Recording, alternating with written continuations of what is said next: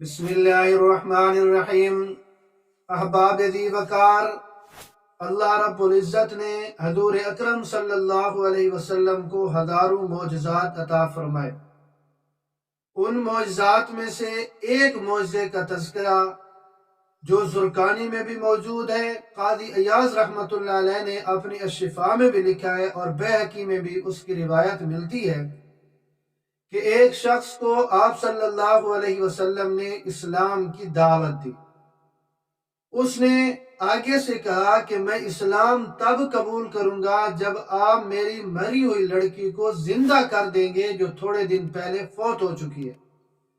جناب رسول اللہ صلی اللہ علیہ وسلم نے اس آدمی سے فرمایا کہ مجھے اس کی قبر پر لے جاؤ۔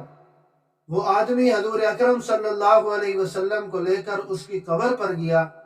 آپ صلی اللہ علیہ وسلم اس کی قبر پر کھڑے ہوئے اور اس لڑکی کا نام لے کر پکارا۔ وہ لڑکی زندہ ہو گئی، لبیک و سعدیک کہتی ہوئی قبر سے نکل آئی۔ تو آپ صلی اللہ علیہ وسلم نے ارشاد فرمایا کہ کیا تم اپنے باپ کے پاس رہنا چاہتی ہے؟ تو جناب رسول اللہ صلی اللہ علیہ وسلم سے وہ کہنے لگی، عرض کرنے لگی کہ اللہ رب العزت کا قرب ماں باپ سے بہتر ہے۔ جناب رسول اللہ صلی اللہ علیہ وسلم نے پوچھا تو واپس دنیا میں آنا چاہتی ہے؟ تو اس نے کہا کہ میں نے آخرت کو دنیا سے بہتر پایا ہے۔ جناب رسول اللہ صلی اللہ علیہ وسلم کی آواز پر وہ مری ہوئی لڑکی زندہ ہوئی، اور جناب رسول اللہ صلی اللہ علیہ وسلم سے گفتگو بھی ہوئی کہ کیا تو دنیا میں آنا چاہتی ہے؟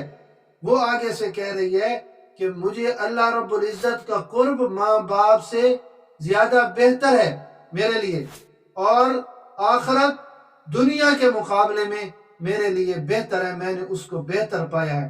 تو یہ حضور اکرم صلی اللہ علیہ وسلم کا ایسا معجزہ ہے، جیسا کہ حضرت عیسیٰ علیہ السلام کے متعلق مشہور ہے کہ وہ مردوں کو زندہ کرتے تھے، کم بإذن اللہ کہہ دیتے تھے تو وہ مردہ کھڑا ہو جاتا تھا، زندہ ہو جاتا تھا۔